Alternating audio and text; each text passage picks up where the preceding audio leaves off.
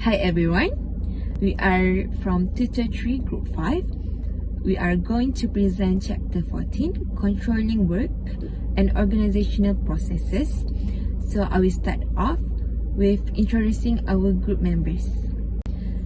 We are consist of 7 members. We start off with Lim Xiaoxin, Wong Kai-shin, Fiona Chai-shin-che, Tanjali, followed by Al-AZIZ ADNI bin Ahmad Fuad, Siti MAISARA binti Sabaruddin, and lastly, ALISSA NADRA binti Muhammad Zalal. Hi everyone, my name is Fiona Chai and I'm going to explain about the discussion questions. First questions. What is the role of control in management? First, ensuring goal achievement.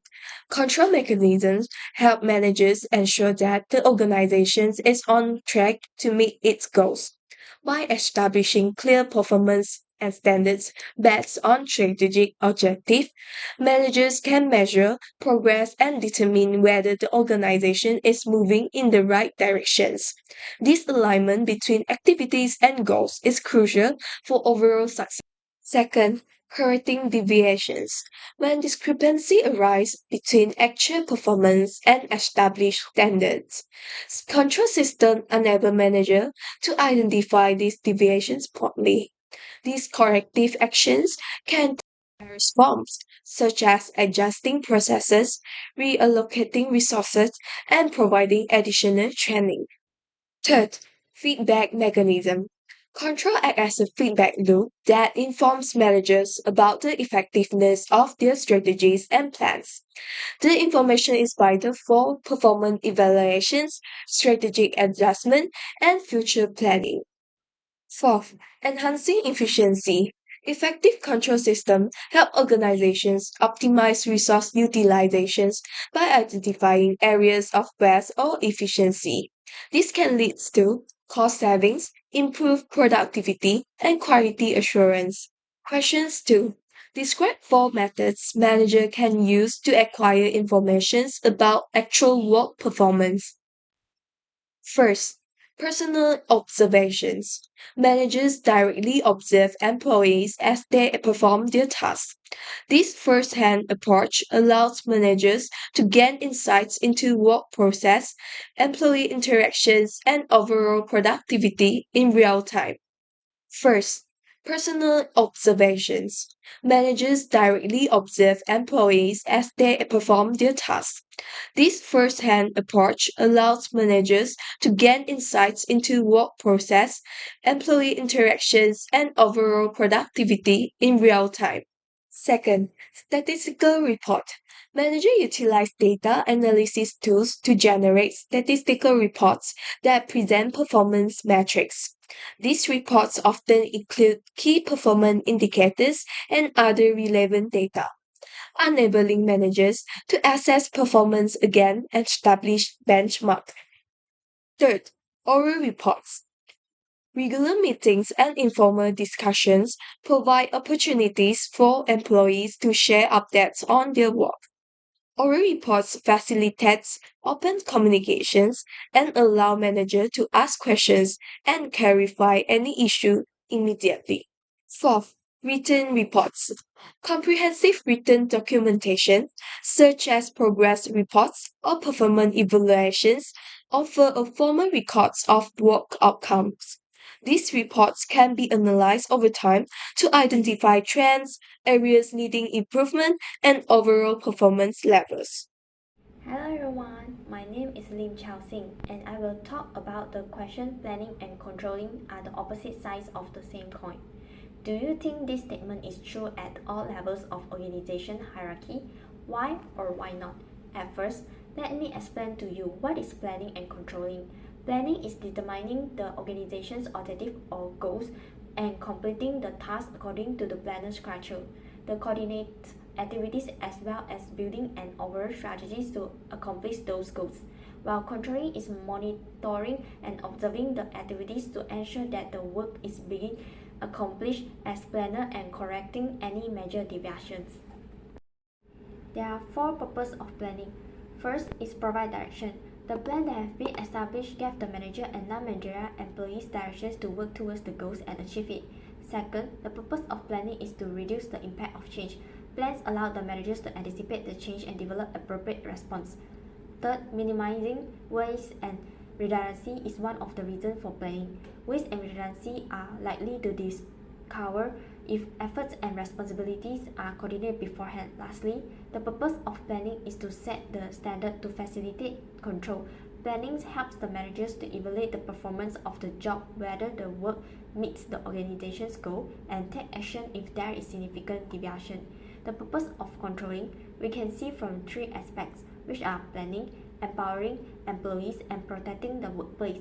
Controlling is important and has the same purpose as planning to give the organization's members directions to achieve the company objective as well as to correct the deviation. Besides that, the reason that controlling is important is due to the empowering employees. Many managers are unwilling to empower the employees since they are afraid something will go wrong and they will need to be responsible. Lastly, protecting the workplace is the final reason why controlling is important to managers. Organizations may be confronted with several threats such as scandal, security breach, workplace disruption, and so on. Backup plan and comprehensive controls can help to minimize the disruption. In conclusion, planning is useless without control, and control has not basic without planning. Hence, the two roles are intertwined. I strongly agree with the statement that planning and controlling are the opposite sides of the same coin at all levels of organization's hierarchy. There are three levels of organization's hierarchy, which are top management level, middle management level, and low management level. In top management level, managers prioritize planning on creating mission and vision statement, establish organization's structure, allocating resource, and long-term strategy planning. In contrast, controlling emphasizes in monitoring key performance indicator (KPIs), ensuring that the strategy adhere to the goal, evaluating the effectiveness of long-term goal, and making significant strategy change as necessary.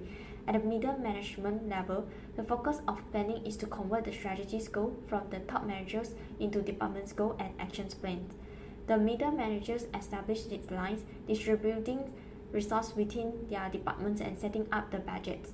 On the other hand, the target of controlling in this level is to observe departmental performance in relation to set objectives, oversee financial management, ensure resources are used effectively, and implement remedial measures when plans fail to function as planned. Finally, the low management level, the planning concentrates on making short-term operation strategy, allocating work to subordinates, planning daily or weekly tasks, and ensuring that the resources are accessible for urgent needs. While the controlling objective is to track its task development, make sure the due dates are fulfilled, keeping the quality standard, and resolving any urgent situations that arise. All in all, it seems that planning and controlling are different, but they are interrelated between each other and they are significant and indispensable to the organization operation. Question 4 is about to contrast feed-forward, concurrent, and feedback controls. There are three types of control that managers use in organizations, which are feed-forward control, concurrent control, and feedback control. Feed-forward control is the most desirable type of control. It helps to avoid problems because it takes place before the actual actions occurs. The function of the contrast feed-forward is take managerial actions before an issue happens. The drawback of this control is require timely and precise information that is difficult to obtain. Second, concurrent control. It occurs throughout an ongoing work activities. The well-known form of concurrent control is direct supervision. The benefit of concurrent controls is managers can correct problems before they become worse. Third, feedback control is the most popular type of control. This control occurs upon the completion of activities. The advantage of feedback control is provide managers with useful information regarding the success of their planning initiative. Moreover, enhance motivation. Feedback gives people information they need to realize how well they are doing. The drawback of the feedback control is the problems have already arisen, resulting in loss or disruption. That's all from me. Now, I will pass it to my fellow member, Wong Kai-sing. Thank you. Good day, everyone. Today, I will explain the concept of feedback control and why it can sometimes be seen as a disadvantage for an organization. First, let's start with the basis. Feedback is essentially a response or reaction that grows from the receiver back to the center. In organization, it is like a message moving from the bottom level to the top. Feedback control, on the other hand, is a system used to ensure that everything stays on track and matches the goal we have set. So now, we talk about the disadvantages of feedback control. The first disadvantage is that is focused too much on past issues. While learning from mistakes, it is important. It can sometimes cause the organization to miss opportunities for proactive planning and also innovation. The second disadvantage is late response. Since feedback control happens after an event had occurred, so it often takes time to identify issue and implement solution. This delay can make it harder to fix problem in time. Finally, the third disadvantage is missing opportunities by the times the feedback is analyzed and act upon. The organization might be lost chance to take advantage of real-time situation. In conclusion, while feedback control has its benefit, it is important to be aware of its drawbacks. Understanding these disadvantages can help the organization balance feedback control with more proactive approaches to achieve the better outcome. In a nutshell, the controlling process is important because it is working as a critical mechanism to ensure that organizational goals are being achieved effectively. It is helping managers monitor activities, identify and correct deviation, manage risks, and also enhance overall efficiency. By using tools like personal observation, statistical report, oral report, and written report, managers are gathering accurate information about work performance to make informed decisions. The controlling process is also aligning activities with objectives, optimizing resources to reduce wastage, and also addressing errors to keep operation on track. Additionally, control methods such as feed-forward, concurrence, and feedback control are allowing organizations to prevent problems proactively, fix issues in real time, and learn from past action. Although feedback control is offering valuable insight, its drawbacks like delayed response and missed opportunities are also showing the needs for a balanced approach to the control and planning at all levels of the organization. Assalamualaikum and hi, my name is SITI MAISARA, and now let's move on to our second case application, healthy fast food, with topic control, process, and social responsibility. Our first discussion questions: why is it important for Chipotle to revise the company's food handling and food supply standards? Alright, so it is important for Chipotle to focus in its food handling and food supply is because firstly, it to prevent health risks such as Salmonella and Listeria. These both bacteria can lead to death, also preventing future recalls where E. coli contamination in 2015 outbreaks. And Chipotle focusing in food supply is in order to further mitigate risks such as secondary inhibitors in beans and corn. It also to increase their operating efficiency, where Chipotle decided to simplify supply chain management to ensure compliances and easy to monitor. These both actions taken also to rebuild consumer trust after the outbreak news and lawsuit filed to Chipotle, and also it is to keep their promise in food safety and quality standards to customers. Alright, so for our next questions, which controls would be more important to Chipotle? Feed forward, concurrent, or feedback? Explain, and why is this level of managerial controls necessary? Alright, so for this question, I will give a brief recap meaning and also an example of Chipotle actions that relate with the control. Okay, so first, feed forward. It is a control taking action to avoid the problems. It takes action before any issues happen. So also we can call it as preventive measures, where Chipotle strip supply relationships, which is minimum to control the food supply.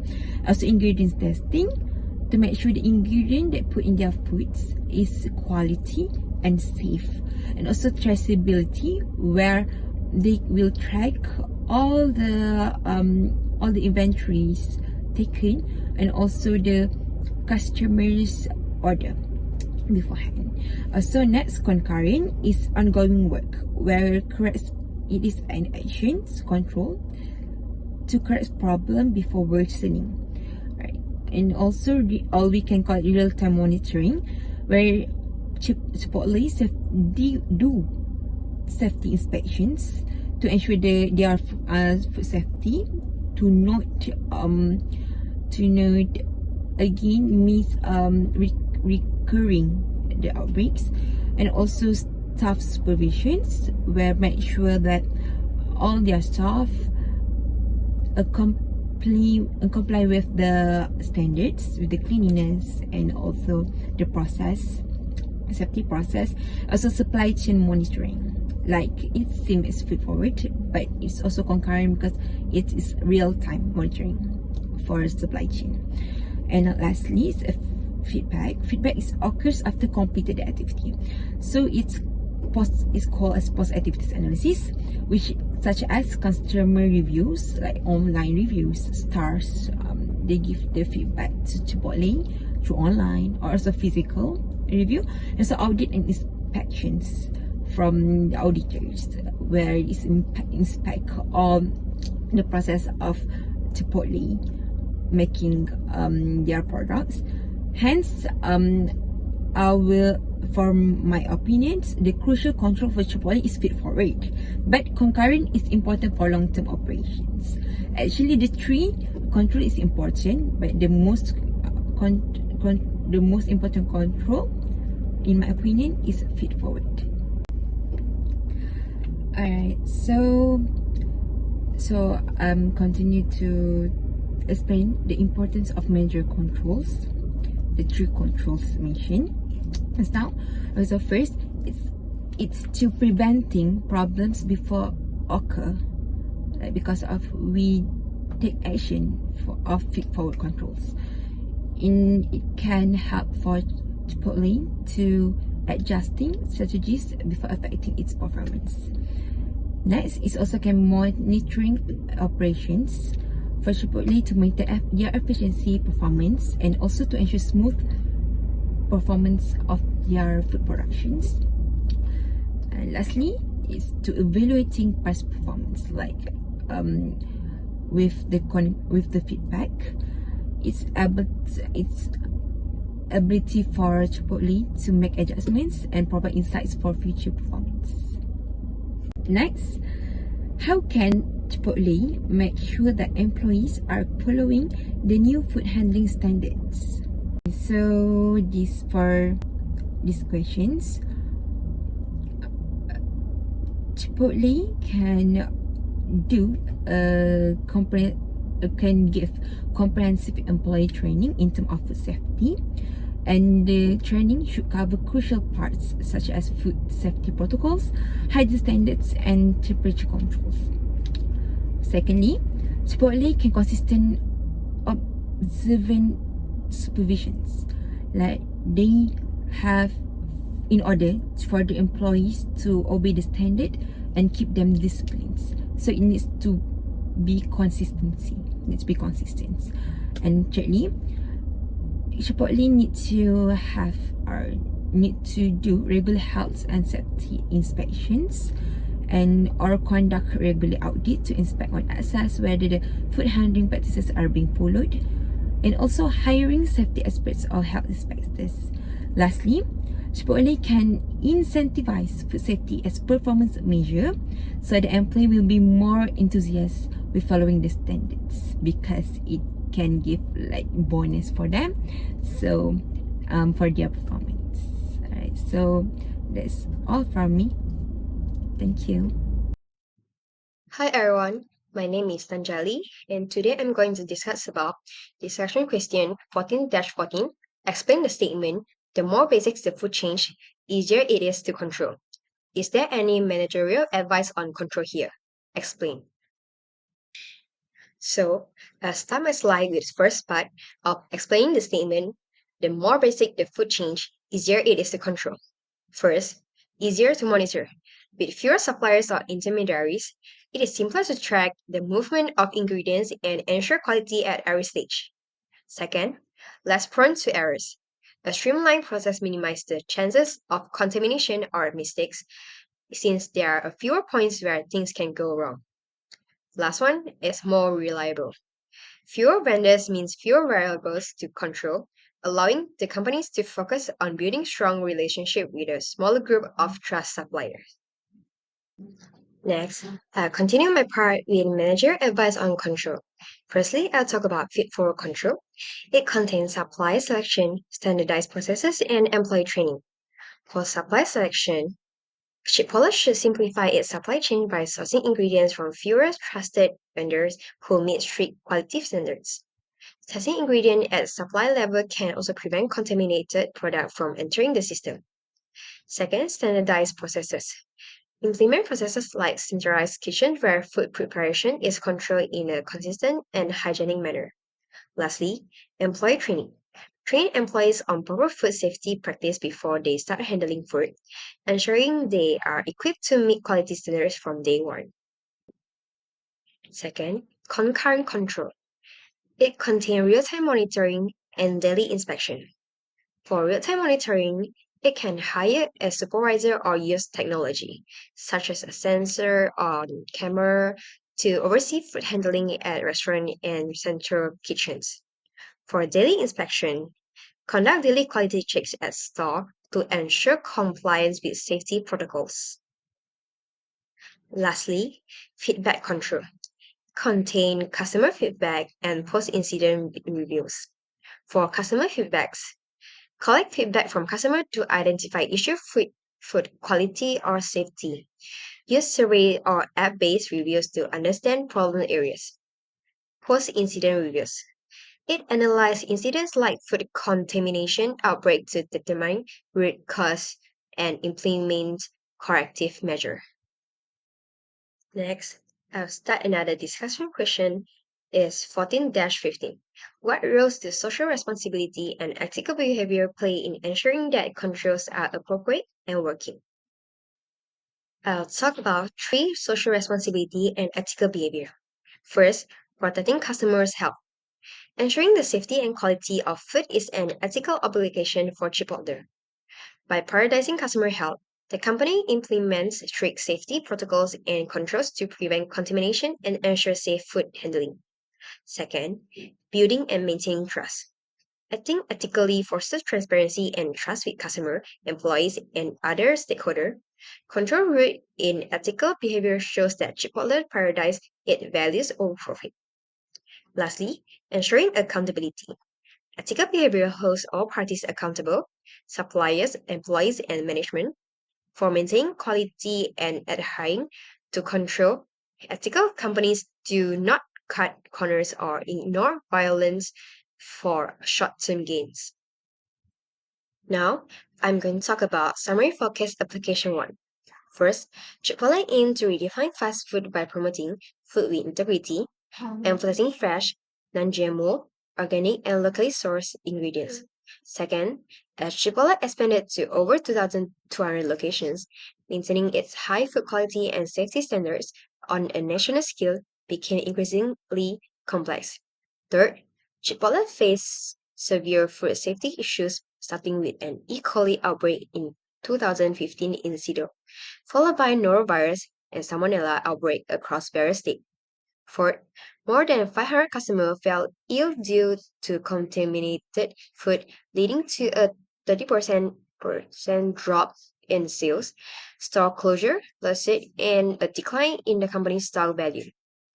Fifth, unlike competitors that centralize sourcing, Chipotle source ingredients locally and rely on in-store food preparation, which heighten food safety risks. Next, in response to the crisis, Chipotle centralized part of its food preparation process, reduced the number of suppliers, and implemented enhanced testing and training protocols. 7. The company temporarily closed store to train employees and update food handling standards, reflecting a commitment to rebuilding trust. 8. Founder and CEO Steve Ells stepped down during the crisis, allowing new leadership to guide the company through its turnaround. 9. Under new management, Chipotle focused on regaining customer trust and improving safety while achieving better than expected sales results. The last one, this case emphasized the importance of maintaining strict quality controls and adapting operations as a company grows, especially when aligned with social responsibility and sustainability goals. Alright, let's move on to the second case application. If you can't say something nice, don't say anything at all. The topic is employee performance control. Here are the overview of the topic. Controlling employee performance is essential for managers to ensure that their organizational goals are achieved effectively. So some companies like BCG, which is Boston Consulting Group, are shifting from traditional feedback system to focusing more positive reinforcements. So at BCG, managers now highlight employee strength during performance reviews, focusing on growth and also improvement rather than dwelling on mistakes. So this change actually came after BCG noticed that their employees were upset for extended periods after negative reviews, and also some of them even left the group. Other companies like PwC have adopted other strategies by focusing on employees' future within the company rather than just correcting mistakes. PwC encouraged employees to celebrate success by sending e-cards or shoutouts to colleagues who perform well. Additionally, BCG and PwC reward positive performance with monetary incentive, further reinforcing their culture of recognitions. Actually, not all companies are embracing this positive feedback. For example, Netflix has a very different approach, emphasizing high performance and also tough feedbacks.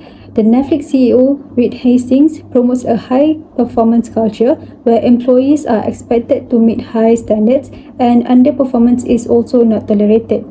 And the case contrasts two distinct approaches, which is one that focuses on celebrating success and future growth, and another one that demands top performance and also direct feedbacks.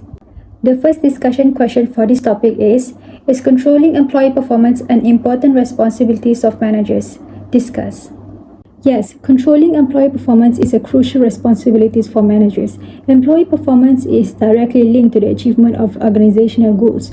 So, by monitoring and guiding employees' performance, managers can ensure that work aligns with the company's objective and that employees are fulfilling their roles effectively. So, these responsibilities involve: first one is goal achievement. So, goal alignment is one of the main roles of a manager is to ensure that individual employee efforts contribute to a broader organizational goals. Without performance control, employees may not focus on tasks that truly drive company success. Second one is identifying and addressing performance gap. Managers can identify when employees are struggling, which helps address problems early before they escalate.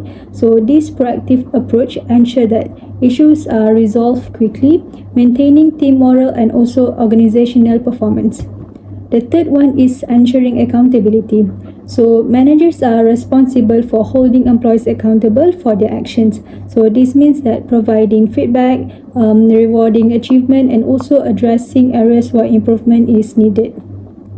Next, controlling employee performance is crucial for boosting motivations. So performance management, when done effectively, can actually motivate employees by recognizing achievement and helping them develop professionally. So positive feedbacks helps employees feel valued, while constructive criticism provides opportunities for growth. Besides, it's also important for improvement and growth. So managers can identify weakness and allow them for skill improvement. And last but not least is ensuring organizational success. So managers need to check the employee performance regularly to ensure work meets the required standards and also expectations. So it also ensures that the workforce is contributing to long-term success. Now, let's move on to the next discussion question. The question is, should managers focus on only positive feedback? Explain. So these are the reason why or the benefit if the managers focus only on positive feedbacks. So first, it will increase job satisfaction. So positive feedbacks boost employees' sense of accomplishment, leading to a greater job satisfaction. So happy employees are more likely to stay with the company and perform at their best. Next one is it improve employees' engagement. So when employee receive positive feedback, they will feel more engaged with their work as it makes them feel their contributions are valued and also recognized. So other than that, it can also build trust between managers and also employees. So positive feedback shows that managers genuinely paying attention to their work and are invested in their success. So this will build trust and also strengthen their working relationship. Besides, it can also foster creativity and innovation. When employees feel safe and valued, they are more likely to share innovative ideas and creative risk. So positive reinforcement encourage a mindset of innovation because employees feel their contributions are welcome and supported. So last but not least, the benefit of managers give feedback is it can boost productivity. So acknowledging and celebrating success can inspire employees to work harder. So when they know that their efforts are noticed, they will go to extra mile and maintain high level of productivity. For question number 18, what are the risks associated with providing employees with only positive feedback and providing limited feedback on areas of improvement? There are three drawbacks of focusing only on positive feedback. The first one is complacency, where employees may not recognize areas for improvement and may stop striving to improve. Without constructive feedback, employees may become complacent, where they assume that their current performance is sufficient enough for the company. This also may reduce the motivation for the employee to strive for excellence or to take initiative or for self-improvement. The next one is lack of growth. Without constructive criticism, employees might miss opportunities to develop skills and correct their mistakes. The limited feedback also on the improvement areas could deprive the employees of learning new talents or discover their new skills. The last one is limiting organizational learning. The organization ability to improve may become stagnant as it fosters its culture of continuous improvement. When the employees does not improve themselves to increase their productivity or to increase their creativity skills, it may affect the company where the company may become stagnant in adapting in the new market or trying to innovate a new product. For question number 19, where would you be more comfortable? An organization with a performance review approach more like the Boston Consulting Group or more like Netflix? Make a list of the pros and cons of both approaches before you make your choice. What career advice could you take away from this? For the positive feedback approach that takes by the BCG, just like the slides before, it pros is it can increase the job satisfaction and also it can improve employees' engagement and also it can build trust between managers and employees. This is because the employees feel more comfortable to communicate with the employer as they always being appraised. And for its cons, the first one is limited feedback on weaknesses, as this approach only focus on the good things or good feedbacks. The next one is complacency, and last one is undeveloped skills, which can cause by they are not knowing their fault or mistakes and what to improve or how to improve. For the tough love feedback approach, that is taken by the Netflix. The pros is it encourages high performance from the employee. It also sets a clear standards for the employee to achieve, and also it also ensures that only top talents remains in the company, which may increase the quality of the company's performance.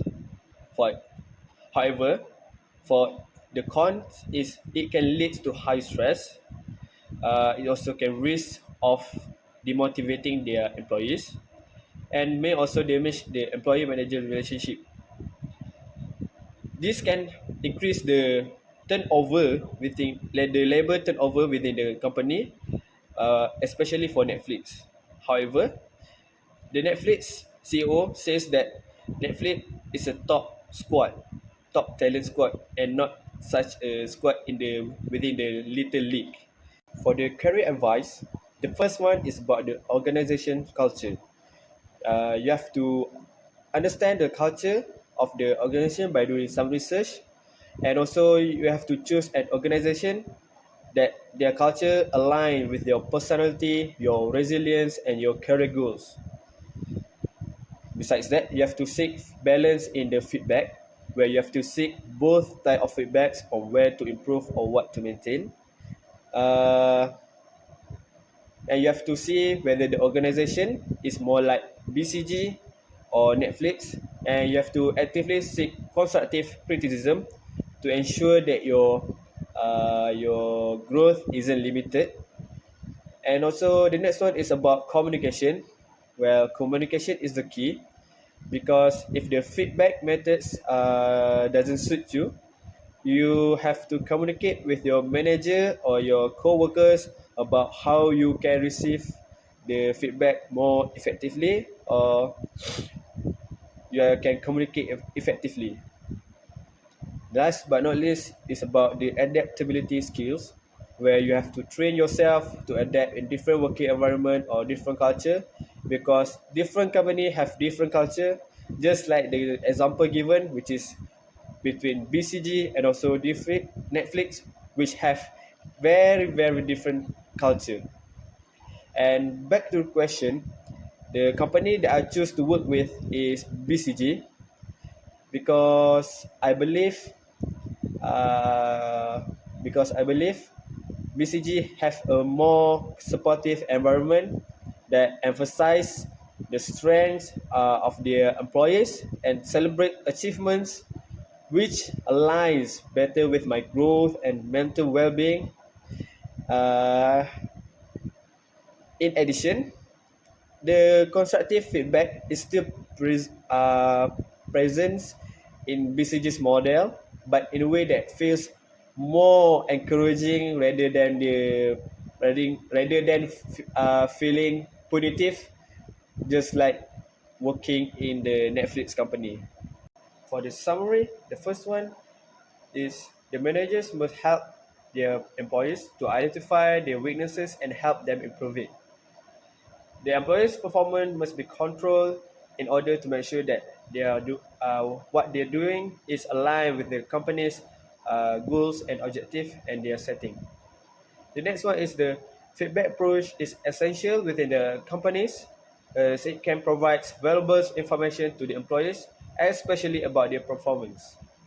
The next one is the control and the feedback can help employees to know more and focus more on achieving the desirable target more effectively.